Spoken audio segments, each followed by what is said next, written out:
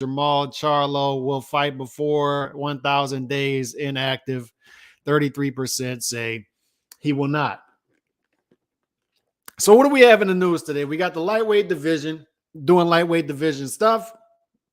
We need to get some fights signed. We need to get some fights going in the lightweight division because too much talking, too much posturing, yada, yada, yada. Get something going in the division. We'll talk about that. We'll also talk about Usyk versus Dubois and why that fight is not controversial. I'm shocked. I am shocked that you dudes are out here trying to make that into some sort of controversial thing. Something so discretionary, something so could have gone either way, into something that you dudes believe are so definitive and rigid that you cannot believe that people disagree with you on your opinion with this fight. You dudes are reaching so far in order to try to get people over to your side on this. And I'm telling you, it's not controversial. Y'all make sure to hit that like button as y'all come in, by the way. Hit that like button. So we'll talk about that. And then Jermall Charlo's 800 days of inactivity. Shout out Andre Rodriguez. Appreciate you rolling through. I completely agree that it shouldn't be controversial at all. It's not controversial. I'm sorry. It's not controversial. And I'll get into that. Jermall Charlo, 800 days. Right before I go live, Chicano Prophet messages me and he's like, do you know this is Jermall Charlo's 800-day inactivity anniversary? You know, we celebrated his 700-day inactivity anniversary. Now he's at 800 days. And I remember putting up a poll at the time. I was like, do you think that Jermall Charlo will have a fight scheduled before 800 days? And here we are. 800 days inactivity anniversary, still no fight signed. Nothing. Nada. No nada. Nothing. Jermall Charlo, 800 days. What are y'all doing out there? Y'all let me know to celebrate Jermall Charlo's 800 days of inactivity. You know, I went and got a smoothie right before I was going live. That's why a couple minutes late, my neighbor rang the doorbell. Great woman, and she rings the doorbell. She gives me chocolate chip muffins. She's my truck home chocolate chip muffins. So, you know, she perfectly bakes these chocolate chip muffins. I'm telling you, like the chocolate chips are embedded on the inside and on the outside. It's a perfect texture. You know, you don't have to heat it up and warm it up. It's just a perfect texture. So that's what I'm doing so far to celebrate Jermall Charlo's 800 day of inactivity, drinking a smoothie and eating some chocolate chip muffins. 800 days of inactivity. And look, man, this is belts gone wild stuff right here that we're into. This is really, really wild. Really, really wild at this point. This dude hasn't fought in 800 days with nothing scheduled. This dude won the Juneteenth belt in 2021, and that's the last time he fought. That's how far back this goes. June 19th, 2021. We've had 2 Juneteenths since this dude fought, and he still got a belt. I was wondering last year, I was like, how in the hell does Leo Santa Cruz have a belt in a weight class he hasn't fought in 3.5 years? How does he still have that belt? That's wild. That's belts going wild. But we got a dude, he hasn't even fought at all. He didn't fight in a different weight class. He didn't have fights canceled, fall through. Dude, he hasn't fought and he doesn't have anything scheduled in 800 days. And he's got a belt. This dude is amazing champion. He is the most amazing champion of all time. How do I know that? Because the dude hasn't fought in 800 days, hasn't been hit, and he's still got his belt. You know what's better than hit and don't get hit? Is just don't get hit and then don't hit and just sit there and keep your belt. Just keep it. The dude hasn't fought in 800 days. Like, is this starting to register with people? 800 days, 800, not 80 days. 800 days, 800. This dude hasn't fought and he's got a belt. And then Suleiman's out there getting frustrated and aggravated with dudes asking questions like, okay, wait a second. Suleiman, I have a question. How is this dude not fought in 800 days and he still got a belt? And when does he have to fight? And then Suleiman just answers and responds, he doesn't have to fight. It's open-ended. Oh, it's open-ended. Okay, so he doesn't have to fight. He just keeps this belt eternally, forever. Yeah, it's just open-ended. Oh, it's just open-ended. Okay, all right. So why is the interim guy, Adamas, paying sanctioning fees then? Is he just going to keep the interim belt forever? Is he just going to stay in line forever while this dude deals with whatever he's dealing with while he's on Instagram partying in the club? Do the stanky leg. He's out in the club just partying, drinking it up. And Suleiman's out there. He can keep the belt forever because he's going through things. How many fighters are going through things? How many? A lot of fighters are going through things. Do they get to keep belts? A lot of fighters are going through things, and now they have to stay at number 2 in the rankings, number 10 in the rankings, outside the rankings. Why? Because this is held up at the top. It's why I didn't feel sorry for Errol Spence. Remember when Errol Spence went on this tirade before one of the press conferences with Bud Crawford, and he's saying, look at what we got to pay in sanctioning fees, and what do we get back for the same? Fair enough. You don't feel like you're getting enough back for the sanctioning fees. Number one, you don't feel like you're getting enough back, get rid of the belt. How about that? That's number one. But number two, dude, how long are you going to hold on to belts and not fight the number 2 guy in the division? How long, Errol? How long? 5 years? 5.5 years? Okay. Stop complaining. I don't want to hear it. But this dude, Jermall Charlo, is at 800 days, fellas. 800 days of doing nothing except show up at other people's press conferences and pull up on other fighters and threaten fighters that he's never going to fight because he doesn't even fight. 800 days. 800 days of inactivity. And the only activity this dude had was getting slapped up by white chocolate in the tunnel. If you're going to be inactive, if you're just going to sit there with the strap on and not defend it, you can't get slapped up in the tunnel. You can't do that. That's the only thing we've seen from you. That's the only action we've seen from you in 800 days. You won the Juneteenth belt in 2021, and you haven't fought in Juneteenth 2022, Juneteenth 2023. You've been inactive through all that, and then you show up at somebody else's fight, and you get slapped up in the tunnel, and don't even slap back. Knees buckled. You showed your ring rust. That can't be all we see from you. And if you get slapped up in the tunnel, dude, you just have to relinquish your belt right there. Take it from me. Take it from me. Take it from me. It's ridiculous.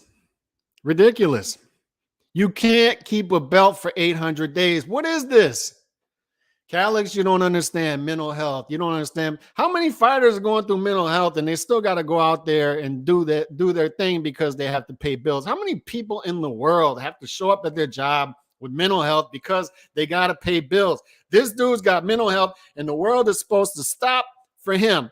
Everybody in the rankings below him is supposed to stop for him because he's got mental health and he gets to just keep the belt, his participation trophy. They've turned the middleweight championship into a participation trophy. And it's not even a participation trophy because this dude's not even participating in anything.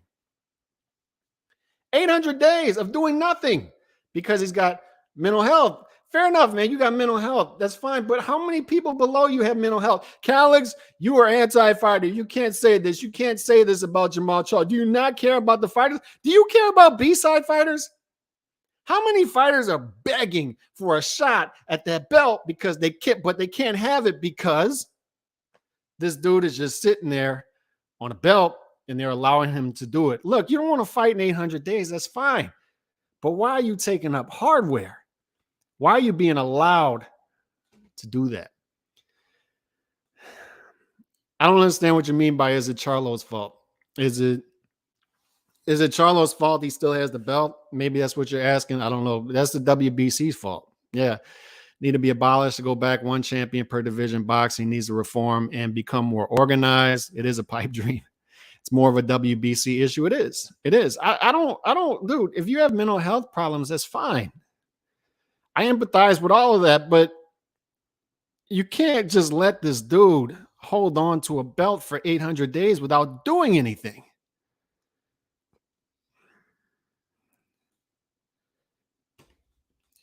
He couldn't counterpunch Plant. He couldn't counterpunch Plant in the tunnel. Plant, dude, I'm telling you, Plant is the king of the tunnel now. Plant, he's the slap boxing champion. He lands that slap beautifully. And he almost got it on Canelo. He barely missed, but he lands those slaps beautifully. And he landed beautifully on Charlo, and it made Charlo's knees buckle. And he just stood there like, oh, no, he didn't. Oh, yes, he did. Oh, yes, he did. And you did nothing. He lost that too. Salute to my guy, Shoe Shine Boxing. Happy 800 days. And shout out to Chicano, because I would have never known this today had he not messaged me earlier. Calix, do you know? It's 800 days. It's 800 days. I forgot it was the 800-day anniversary. I haven't celebrated since the 700-day anniversary. Here we are. 800 days, still nothing scheduled. And the poll says people don't think that Jermall Charlo is going to fight before 1,000 days inactive. I tend to think that they're going to get this dude some sort of tune-up fight and then try to feed him to Canelo next year. That whole retribution from my brother type thing could happen next year. I'm just saying, I don't think we've seen the last of Jermall Charlo. It can't end this way. It can't end this way. You can't be 800 days inactive with no fights, holding on to your belt. The middleweight title. This dude's holding on to the middleweight title for 800 days without fighting. All right. So you can't do that and get slapped up in a tunnel by Caleb White Chocolate Plant and have your knees buckle without landing a counter shot. It can't end that way. It can't end that way. Jermall Charlo, this is Lions only. He's got to come back. I can't believe that it's going to end that way. I can't believe it. I celebrated his anniversary last night with the fellas. Now I'm hating life. Not paying the tab. Not paying the tab. Oh, man. I can't believe we're at 800 days and this dude still got the belt. Can't believe it. Joe Schmo could beat Maul at this point. The sad thing is Maul can really fight. He can fight. He's a good fighter. It's the thing. And you're middleweight champion.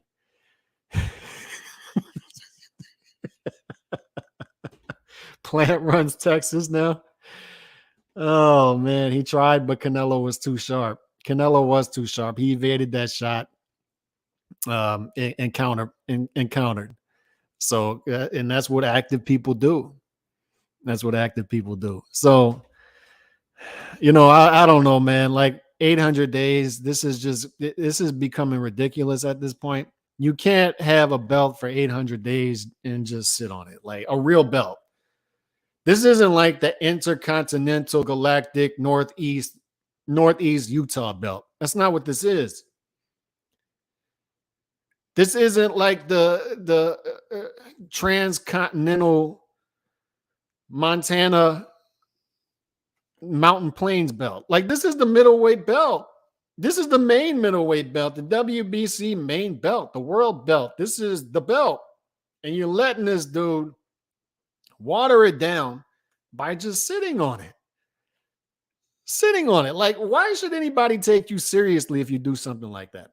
It's the Leo Santa Cruz thing all over again. You're going to let this belt just sit there for 3.5 years without being defended? Like, they're calling Leo Santa Cruz to defend this belt one day. And Leo's like, wait, what do you mean defend it? What does that mean?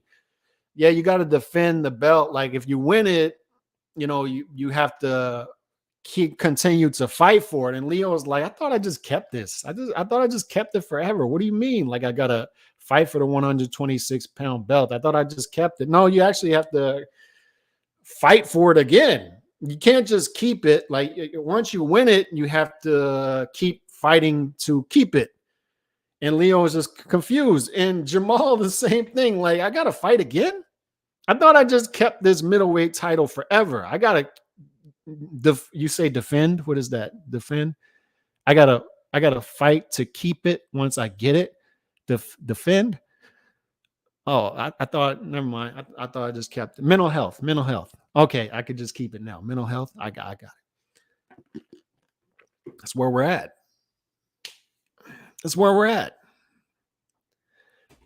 I'm not supposed to complain about this because it's, I'm not being empathetic, but what about the other dudes that are just sitting there stuck in the rankings? And the sad thing is I don't even see those dudes complaining. That's the sad thing about modern boxing is I was telling D-Style about this. Why do we get D-Style's like, I think Bud Crawford should fight Boots Ennis. And fair enough, if he fights him, good fight, whatever. But am I supposed to sit here and cry tears of sympathy for poor Boots Ennis when 1 and 2 were locked for years? And these dudes underneath them are not putting any kind of pressure on 1 and 2 to fight each other. Or if they're not going to fight each other, maybe fight us. Hey, what about us? What about us? No step aside money. Okay, step aside money. No IBF route. Okay, IBF route. No, step aside. Fight on some undercards. Step aside. I'm supposed to feel sorry for that dude when for years he hasn't been putting pressure on 1 or 2 to get the fight. I don't see the dudes in the middleweight rankings really complaining about Jermall Charlo keeping this belt for 800 days without fighting. Where are they? I guess the fans have to do it. I guess it's up to us again to complain. I guess it's us.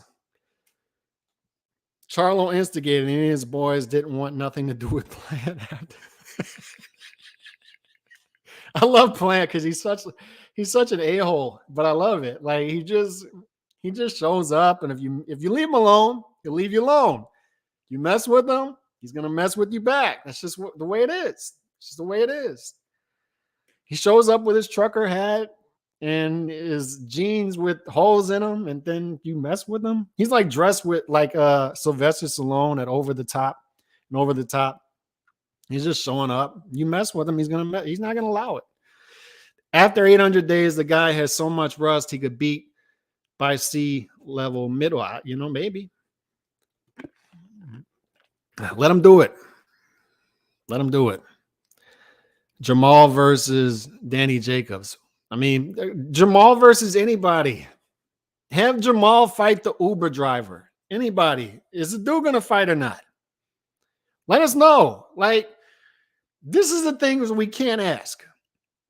I can't ask if Jermall's going to fight because that makes me all kind of ugly things, right? I can't ask. I can't say, wait a second. Nope. Wait a second. You're trying to make Tank versus Usyk Cruz too? Why? Oh, because, the first fight was controversial and then, it went the distance and, nobody goes distance with Tank, so we got to do it again. Okay, but what about Shakur? No, we can't do that. All right, what about, Devin Haney? Nope, we can't do that either. Okay, what about Lomachenko? Nope, we can't do that. Stop asking. Okay, what he fought at 140? What about Prograis? What about Teofimo? What about this guy, that guy? No, you need to stop asking. Why can't I ask? Like, why is Tank fighting Usyk Cruz again? There are like a dozen fights better than that one that the public would rather see. Why are we going back to that one? Because it was competitive and you need to see it again. I don't need to see it. I already saw it. And I'd rather see other stuff. I'd rather see a lot of other stuff than that again. If I go to the movies, I'd rather see a good new movie than see Geely again. Geely 1 sucked. I got to see Geely 2. No, I'd rather go over there and see the other one. You dudes are forcing things down our throats that don't make sense, and I can't call it out.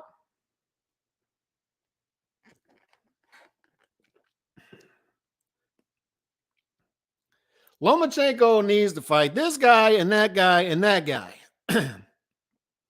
Shakur and Devin going back and forth. Ooh, look at them going back and forth on Twitter or X or whatever the hell it's called. This guy needs to fight that guy at the division. That guy needs to fight that guy at the division. Teofimo is going to fight the winner of Haney versus Prograis, and then they battle it out. And then after they beat each other up, maybe, just maybe, hopefully, they'll be lucky and fortunate enough to fight Tank Davis. And I'm asking, wait a second. Me over here. Yeah, me again. Why can't Tank fight those guys now? Like, is that fair to ask? Like, why can't Tank just fight Devin Haney right now? Why can't Tank just fight Teofimo right now? Why can't Tank just fight Shakur right now? Why can't Tank call out Lomachenko right now? Why can't Tank call anybody out? Can Tank call somebody out? Is that illegal? Can Tank not call anybody out? He can't do that? I'm told he's a super duper face of boxing, the ultimate A side of the sport. He can't call people out. People have to call him out. And then he has to tell them to wait in line because he needs to ask permission from Al Heyman. And then Al Heyman tells him, pipe down, take that tweet down or that X down. And then you're going to wait and fight whoever we have to fight. And then we as consumers can't say, you know, I don't agree with any of this. I don't agree with any of this. How about this guy just fight somebody? Nope. So we have to wait for Al Heyman to force another Hispanic B-side down our throats when there are better fights out there. Shakur Stevenson, Devin Haney, Lomachenko, Frank Martin, any of those. Teofimo, Prograis, any of those guys. Nope, you're going to get Usyk Cruz too. Why? Because I said so. That's why. And if you complain about it, you are Adolf Hitler or David Duke or racist or whatever. And we're going to shut down the conversation by calling you names because we can't have you questioning our process. All right, I guess so. And at the same time, this guy is on the pound for pound list. Number 7 on the pound for pound list. Number 8 on the pound for pound list because why not? Why not?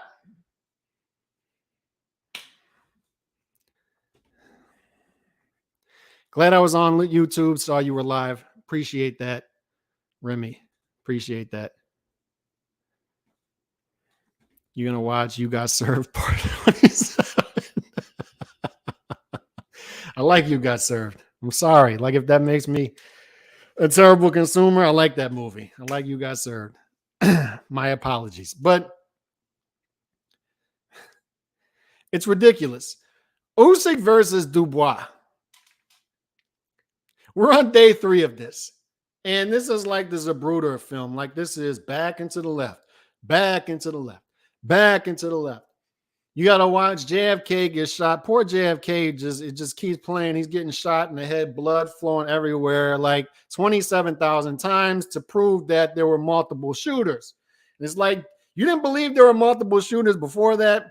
Okay, you should get it now. We have to watch this dude's head explode 27,000 times to prove that there were multiple shooters. There was somebody in the grassy knoll, not just somebody up there. Back and to the left, back and to the left, back and to the left. But the difference here and there is they actually proved something. They actually proved that there were multiple shooters. Good for them. We knew there was a cover-up. Now we know there were multiple shooters. There wasn't just a lone shooter in the depository or whatever it's called. You dudes are out here on day 3 of this, sending me all kind of stuff.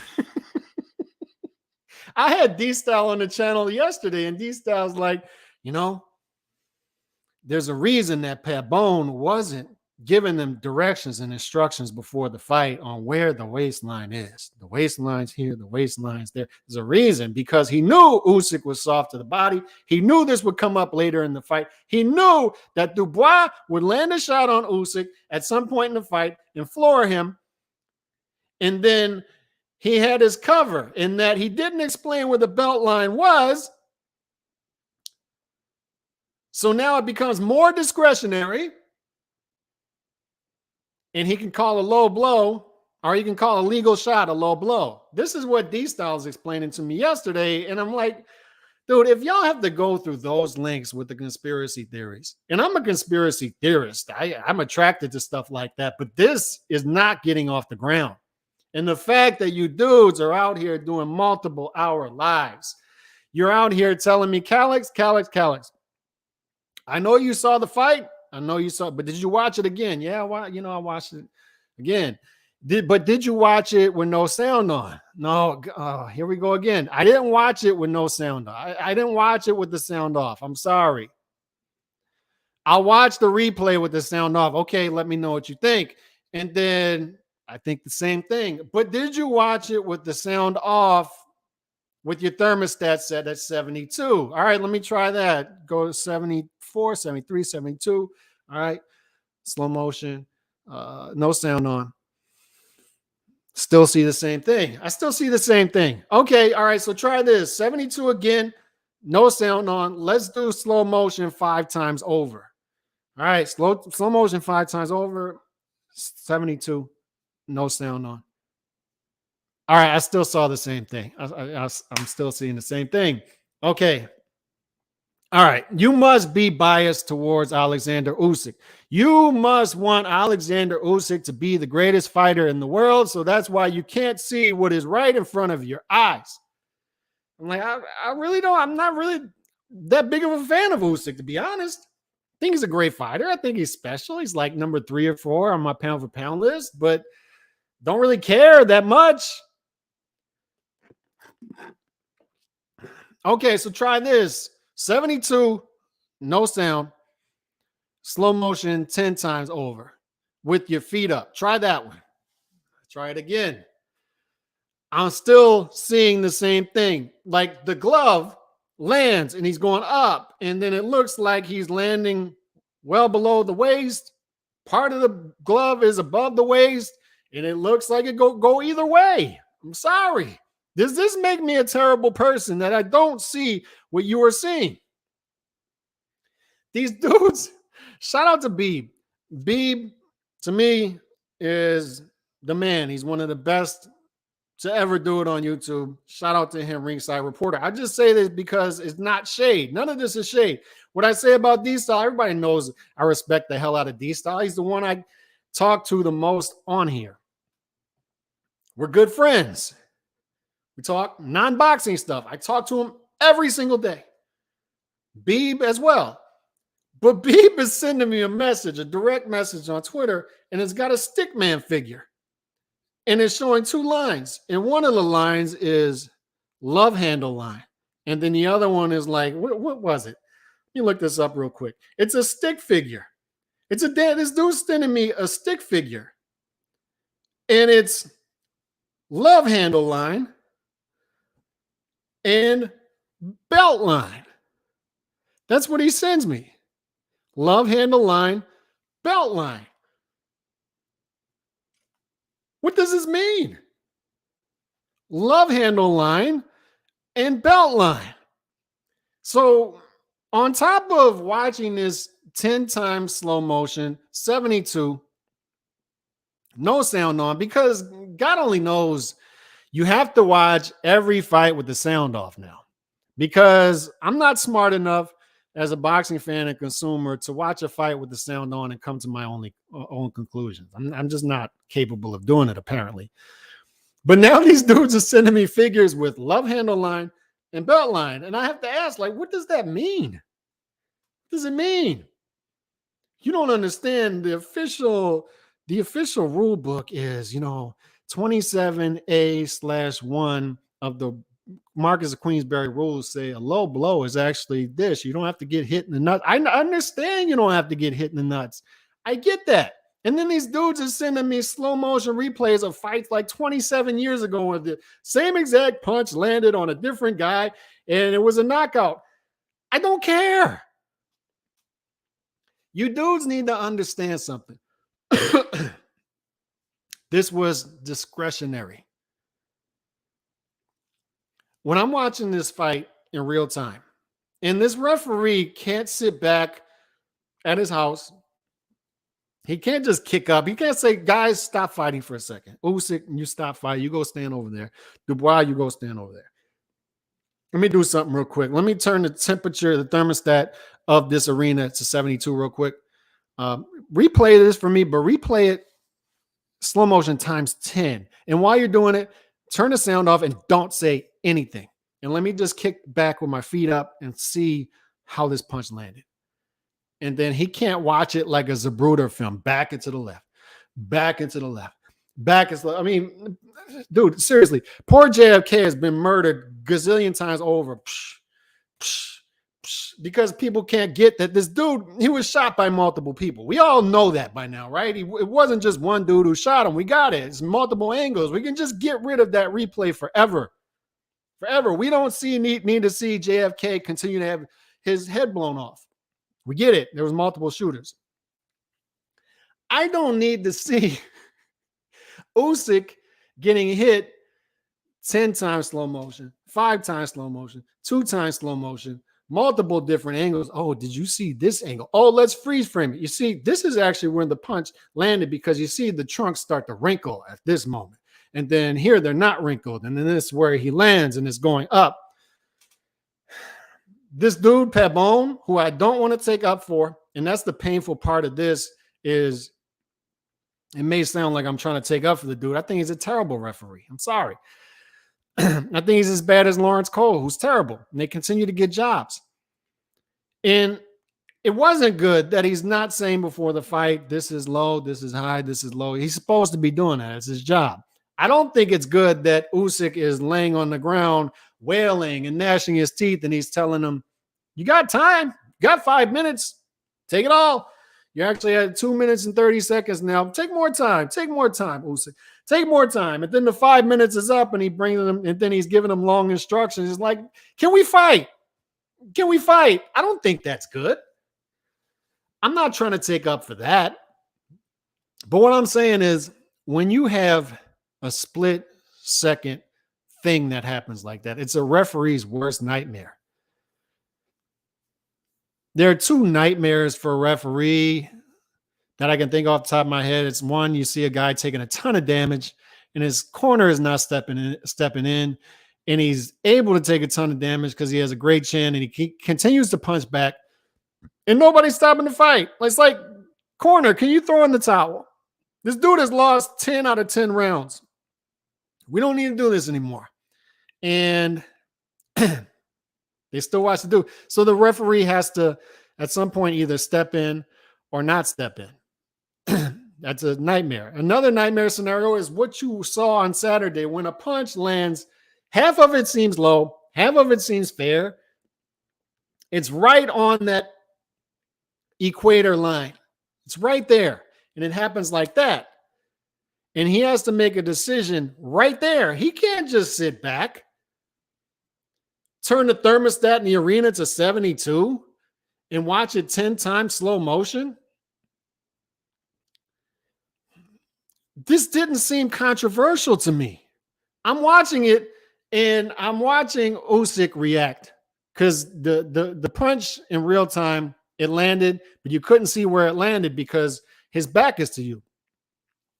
And I see him react. And I've never seen Usyk react like that to a punch.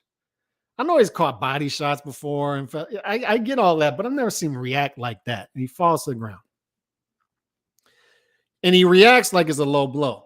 And then I see the referee, Pabon, immediately go, oh, so you have so far 2 people who are reacting emphatically like it's a low blow.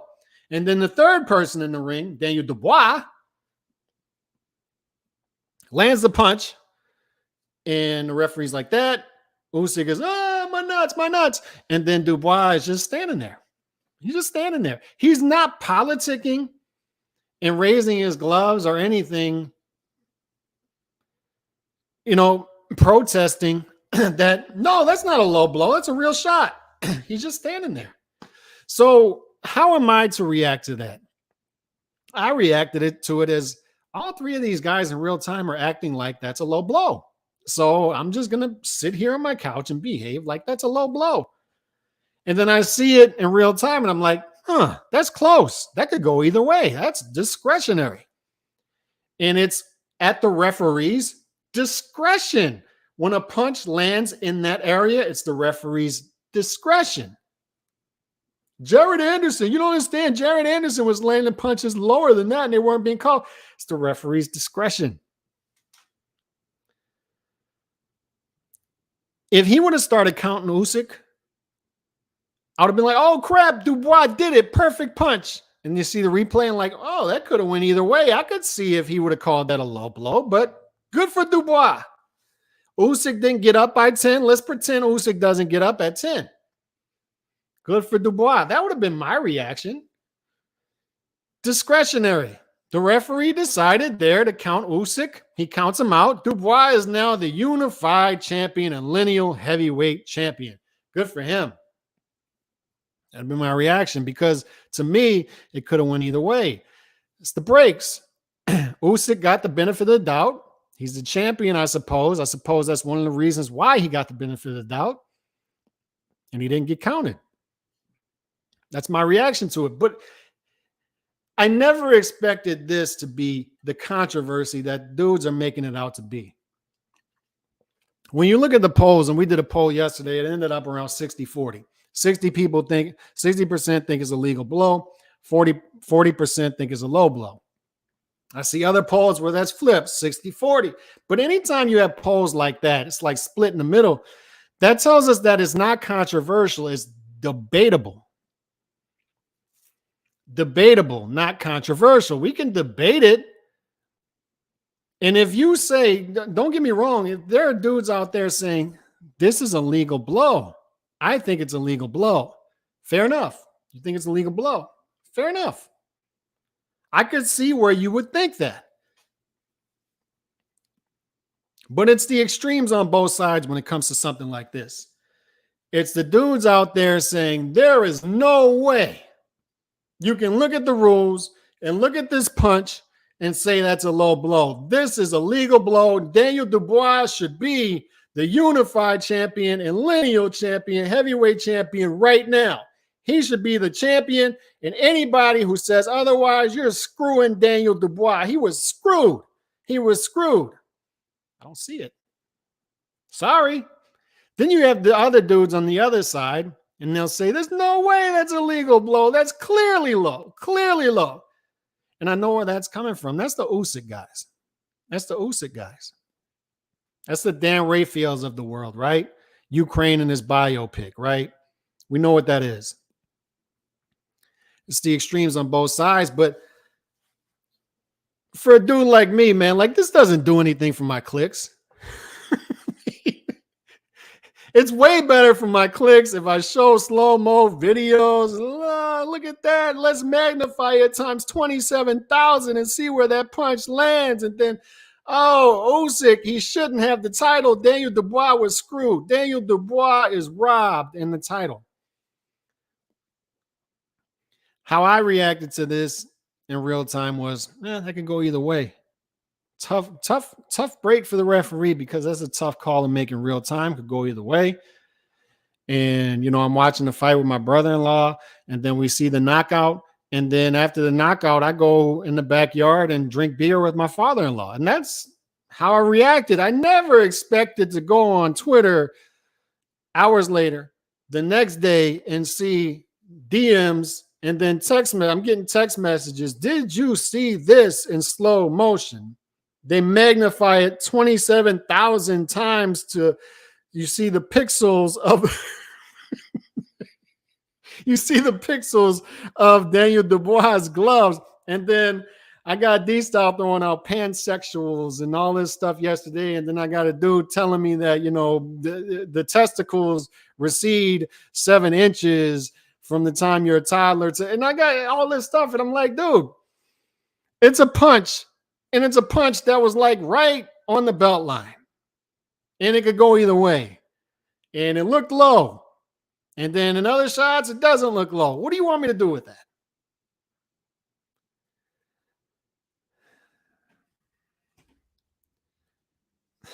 Yeah, Tank needs another tune-up. He needs another tune-up. Tank needs another tune-up.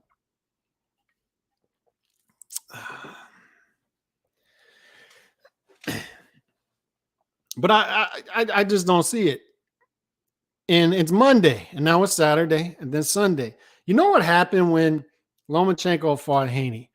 And I was very adamant. I think Lomachenko won that fight. I think he won that fight. I think Haney got a gift. Dude, still think that. Watched the fight multiple times. Watched it with no sound. Watched it with the thermostat at 72. You know, I had the Haney people telling me, you got to watch this fight with your thermostat at 72. Make sure you're perfectly comfortable. Make sure you have the lights off, and, make sure you're playing Best of Mozart at about, the right decibels. And then make sure you're just watching this fight and locked in. And I'm watching, I'm like, I see the same thing.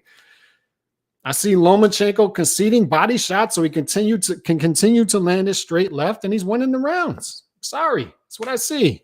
I saw it the first time. I saw it the second time. I saw it the 32nd time. I see the same thing. And they keep nagging. And what I did was, I have a podcast on Monday, the fight Saturday night, and I say, I think Lomachenko won the fight, and I have people threatening my life, and we go through that whole charade, right? And then we get through that, and then Tuesday, I'm talking about something else. We move on. I'm not so insecure in my position to where I have to keep saying it over and over and over and over again. But I got dudes sending me stick figures.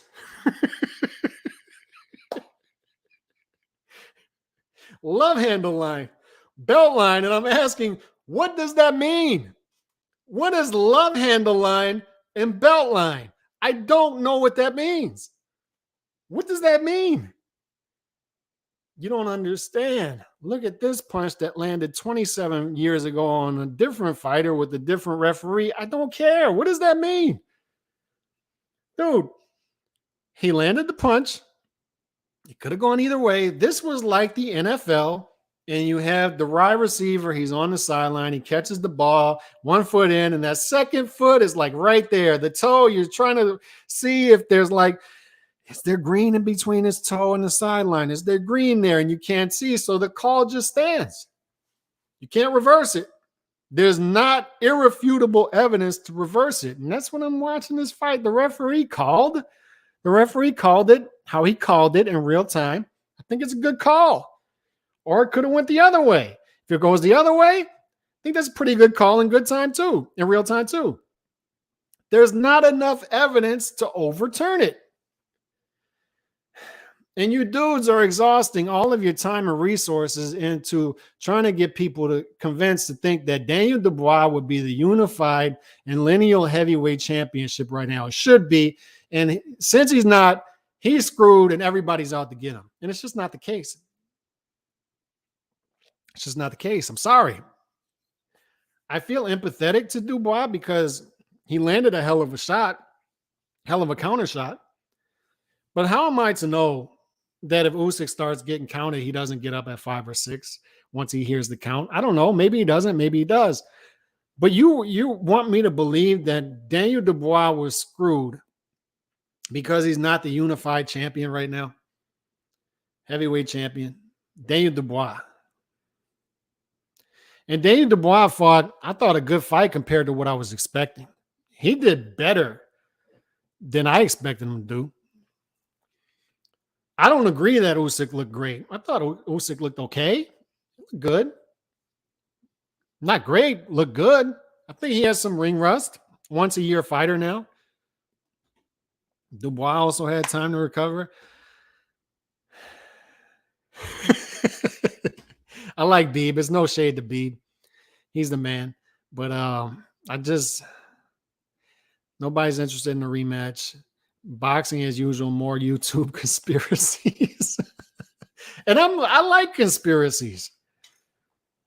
I'm more prone to be the conspiracy guy, but I gotta see something at the same time. Like you gotta show me something. Like, you know, that's why I have the thumbnail up there. It's like the Zabruder film. It's like back and to the left, back and to the left. You continue to see JFK get his head blown off from different angles, and you're like, all right, I got it now. You don't have to keep showing me. I got it. I got multiple shooters. I got it. I don't need to see this dude blood flying everywhere again. I don't need to see it anymore. I got it.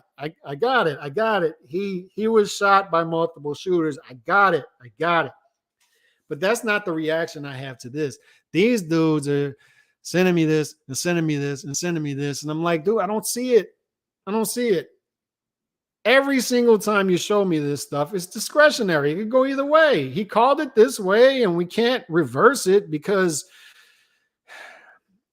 there's not irrefutable evidence to reverse it. You dudes are sending me screenshots of the Marcus of Queensberry rules and then stick figures of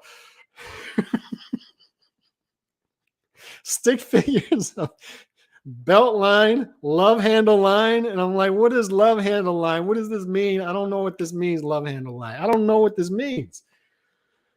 Y'all are reaching deep, deep, deep into the bag of tricks in order to get me to believe that Alexander Usyk lost this fight and Alexander Usyk won the fight.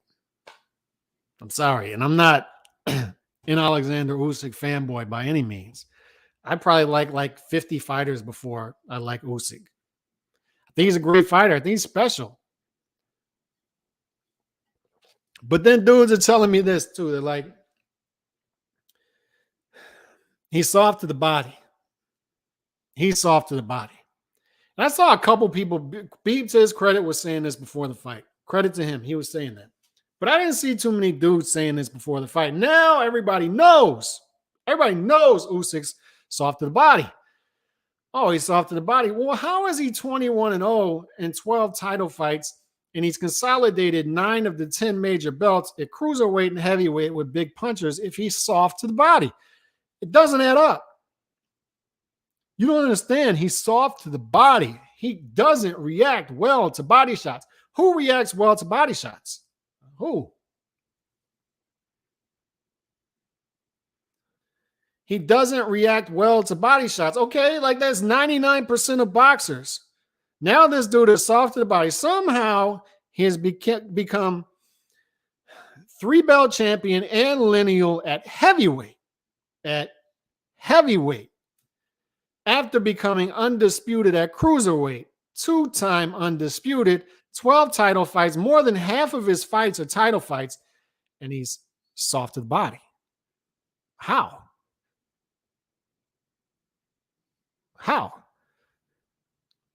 Shouldn't they have seen it by now and just gone all out to land to this dude's body and then just destroyed him with body shots? How do you go 21-0, 12-0 in title fights, 2-time undisputed or 1-time undisputed, 2-time lineal, 9 of the 10 major belts, 1 belt away from 2-time undisputed at cruiserweight and heavyweight with punchers, and you're soft to the body? That doesn't add up unless you want him to be soft to the body because it goes along with your conspiracy theory. I've never seen Usyk react like this to a punch. I've seen Usyk get hit to the body, go down, they start counting, he gets up. I've seen that. I've seen him react like he wants it to be called a low blow. They start counting him, he gets right back up. He goes on and wins the fight. But all of a sudden, he's soft to the body. Interesting. It's interesting.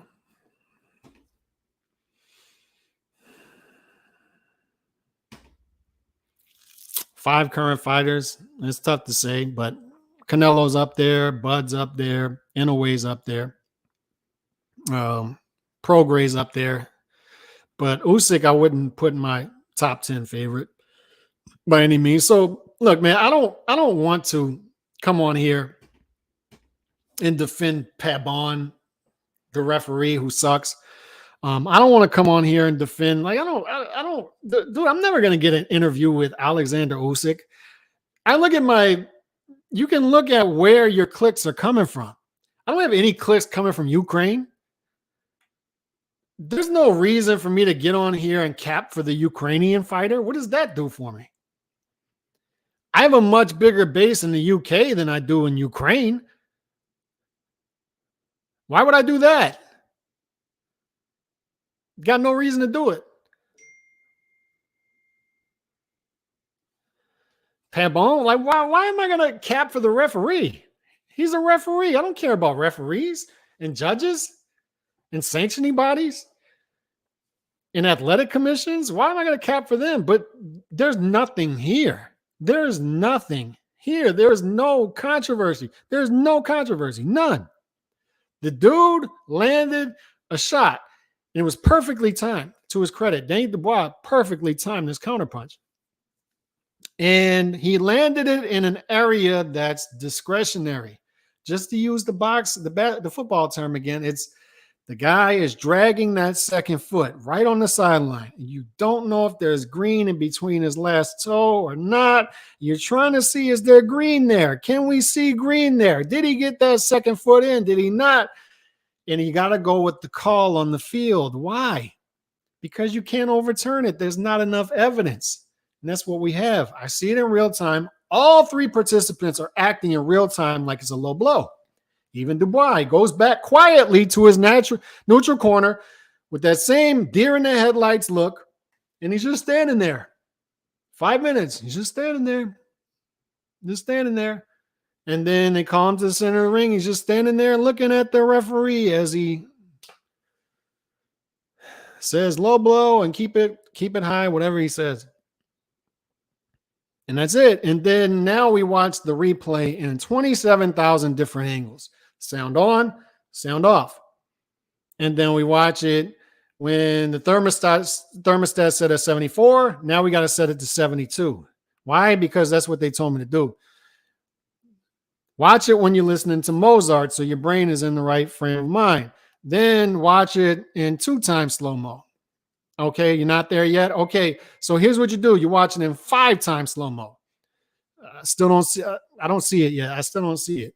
What should I do now? Okay, turn your lights off. Turn your lights off. That didn't work either. Okay, thermostat 72. No sound on. Lights off. And 10x slow-mo. Let's see if that works. 10x slow-mo. Man, it's taking forever. Can you get the punch?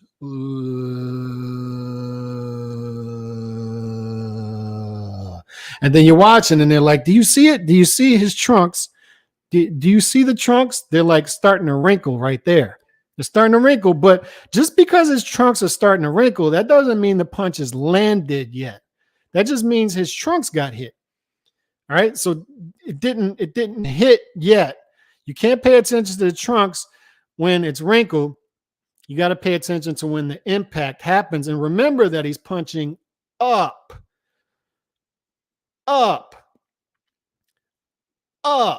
And the wrinkles, don't pay attention to those. All right, let me do this again. And oh, by the way, 15x slow-mo. It's like, son of a bitch. All right, 72, sound off, mute. Lights off. Is Mozart playing? Your wife's like, what are you listening to? I got to listen to Mozart real quick. So then you're doing this, and then now it's 15x slow-mo.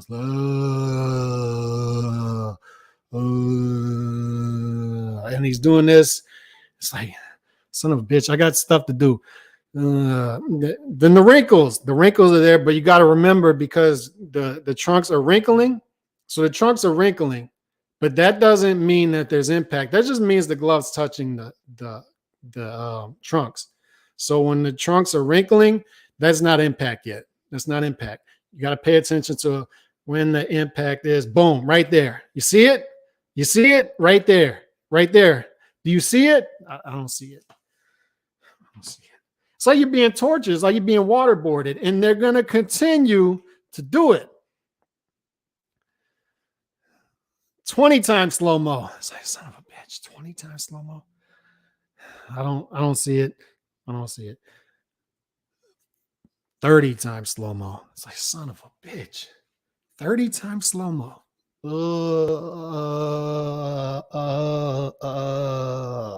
then the trunks are wrinkled for like 20 seconds because it's 30 times slow-mo at that point.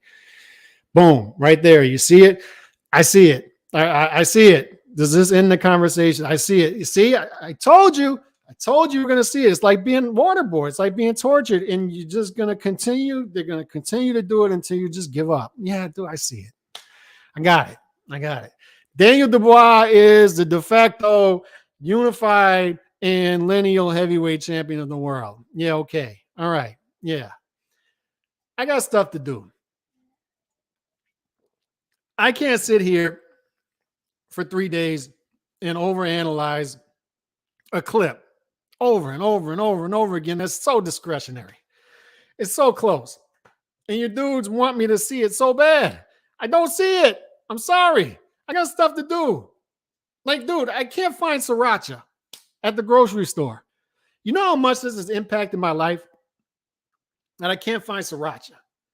I met my wife. My wife is Asian. I met her like 11 years ago. And I didn't know how great sriracha was. So I met my wife. I don't know what sriracha was. She's like, look at this. Sriracha. You don't put sriracha on your food? No, I don't put sriracha. Just putting sriracha. Tasting is like immaculate. It's like the greatest invention ever, sriracha. And for 11 years now, I've been eating sriracha on everything. Sriracha on the egg, sriracha on the steak, sriracha, just bathing in the sriracha. And then now they can't find sriracha. I'm melting down over that. I can't melt down on whatever y'all got going on right now with this punch, because Daniel Dubois wasn't even worried about it until he saw that some people were debating it after the fight. This dude was reacting in real time like, he's just standing there. Deer in the headlights look. Neutral corner. 5 minutes just standing there. Land a low shot. And then he goes on. He's got 4 more rounds to do something. And he doesn't do anything. And he gets knocked out. And he gets up at 9.5. Everybody knows what that move is. Everybody knows that you get up at 9.5 when you don't want to fight anymore. Oh, I meant to get up. Why'd you call me out? I got up at 9.5. I got up at 9 3/4. Yeah, okay. Okay. We know that move. We've seen it a million times. The dude doesn't want to fight anymore when he gets up at 9 3/4. He's looking for an out. That's what happened. He had 9 rounds to do something, and you guys are focused on one punch that could have went either way.